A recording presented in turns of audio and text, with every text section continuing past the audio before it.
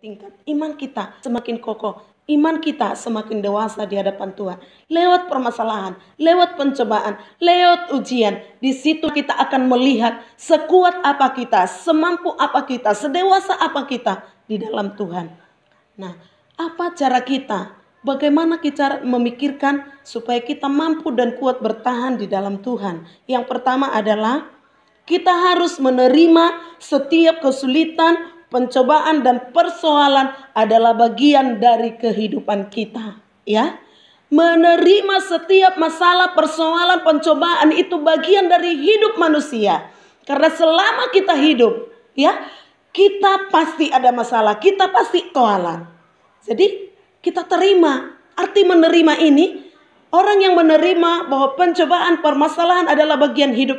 Ketika ada persoalan, dia akan mampu mengucapkan syukur kepada Tuhan.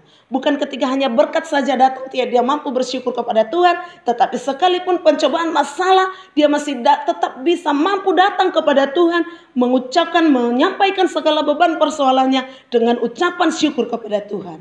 Amin. Jadi karena apa itu di dalam Mazmur 23? Coba kita baca Mazmur 23 ayat 4. Gadamu dan tongkatmu itulah yang menghibur aku, kata pemazmur. Ya.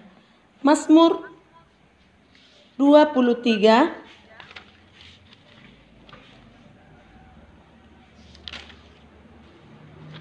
boleh dibacakan bagi kita, Ibu Lydia. Ya. Firman Tuhan, sekalipun aku berjalan dalam lembah kekelaman, aku tidak takut bahaya, sebab Engkau besertaku. Gadamu dan tongkatmu itulah yang menghibur aku. Amin. Iya, jadi apa kata pemazmur ini? Ada persoalan yang dihadapi. Sekalipun aku berjalan dalam lembah kekelaman, aku tidak takut bahaya, sebab Engkau besertaku. Gadamu dan tongkatmu itulah yang menghibur aku. Jadi kadang-kadang persoalan itu, permasalahan itu bisa menghibur kita, ya. Kalau saya menghadapi persoalan Bapak Ibu, masalah mungkin dalam menerpa mungkin kehidupan kita, firman Tuhan lewat pujian akan selalu muncul di dalam kehidupan kita. Firman Tuhan akan selalu muncul di dalam hati saya, menghibur saya. Bahkan ketika permasalahan yang kami alami di gereja ini, firman Tuhan lewat pujiannya datang menghibur kita, ya. Suka-sukamu Tuhan, itu kan lagu itu penyerahan hidup yang sepenuhnya kepada Tuhan. Tergantung Tuhan, artinya bukan kita pasrah dalam masalah, pasrah dalam persoalan, tapi artinya ketika kita sudah berjuang berdoa kepada Tuhan, lalu persoalan itu masih datang, kita katakan kepada Tuhan, terserah Engkau Tuhan. Dalam arti bukan menyerah. Kita tetap berjuang, tapi kita pasrah kepada kehendak dan rencana Tuhan di dalam hidup kita. Jadi ketika ada persoalan dan pencobaan yang menerpa hidup kita, orang yang bisa tetap bertahan di tengah pencobaan itu, orang yang mampu bersyukur, orang yang menyadari bahwa segala pencobaan, permasalahan adalah bagian dari kehidupan kita. Amin. Ya. Gadamu dan tongkatmu itulah yang menghibur aku Tuhan, ya. Firman Tuhan, perkataan Tuhan, bahwa setiap pencobaan yang kita alami tidak akan melebihi kekuatan kita, amin. Kalau itu melebihi kekuatan kita, Tuhan tidak akan izinkan. Walaupun ketika mungkin kita merasa kita tidak mampu lagi menghadapi pencobaan, Tuhan yang akan selalu ada bersama kita, menopang kita untuk kita mampu melewati semuanya, amin.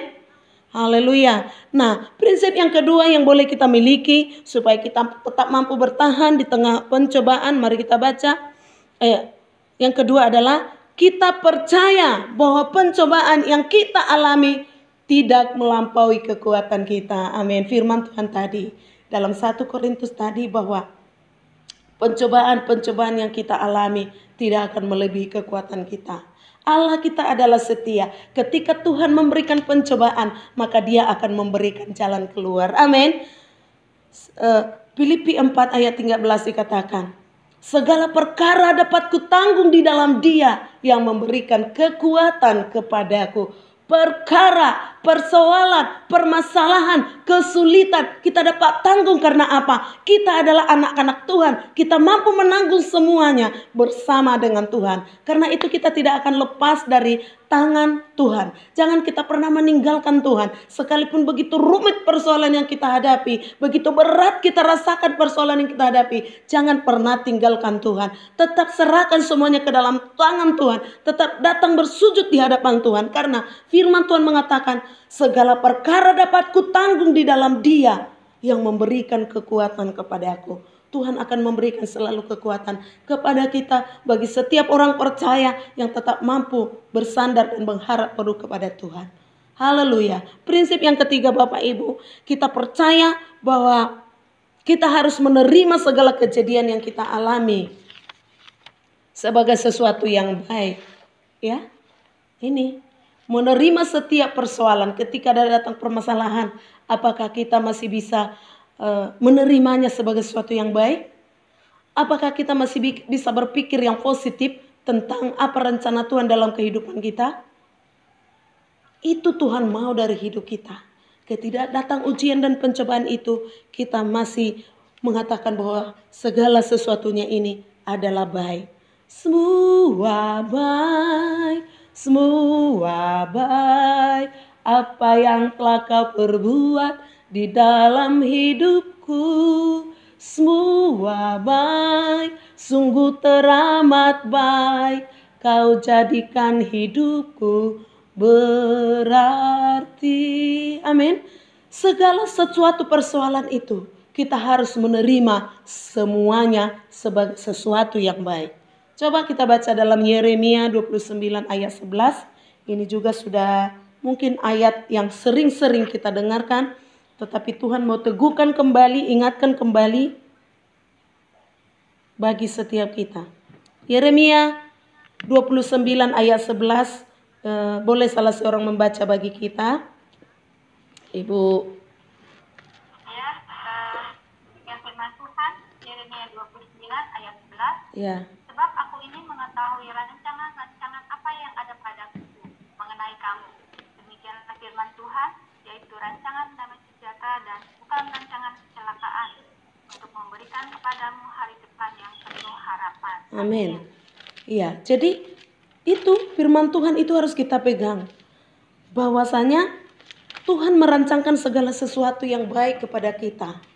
Jadi kita harus menerima setiap keadaan yang mungkin pencobaan yang sedang melanda hidup kita sebagai sesuatu yang baik.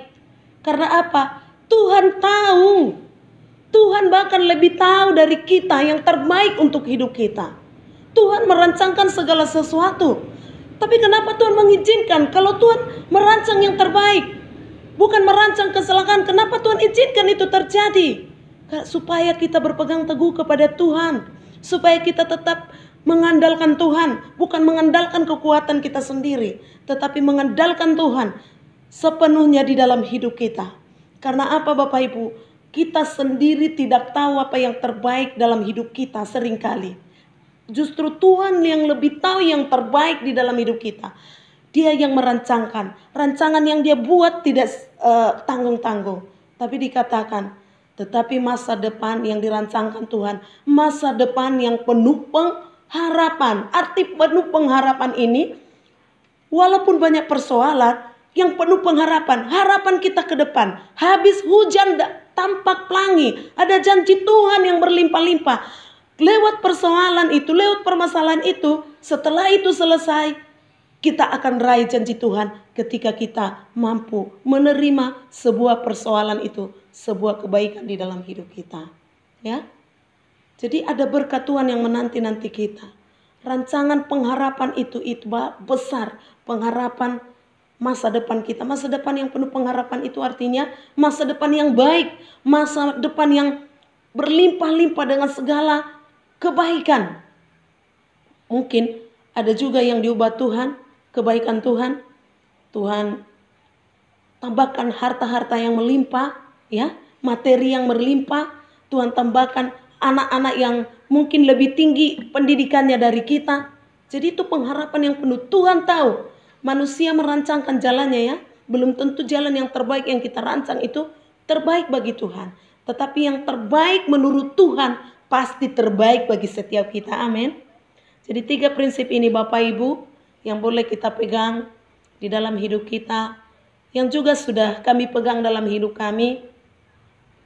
Ya, firman yang hidup adalah firman yang kita alami di dalam hidup kita sepenuhnya. Kita sudah menjalani hidup itu, menjalani setiap pencobaan itu. Saya percaya di tempat ini, di setiap kita yang mengikuti jom ini, pasti semua kita mengalami pencobaan dan persoalan hidup.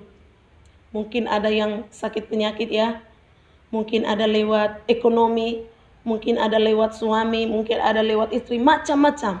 Tetapi kita jangan pernah mengatakan bahwa pencobaan dan persoalan itu akhir segalanya. Tetapi harus kita bertahan bahwa setiap pencobaan yang kita alami, yang pertama tadi, menjadi bagian dalam kehidupan kita. Selama kita hidup pasti ada persoalan. Yang kedua, bahwa pencobaan itu pasti mendatangkan kebaikan dalam kehidupan kita.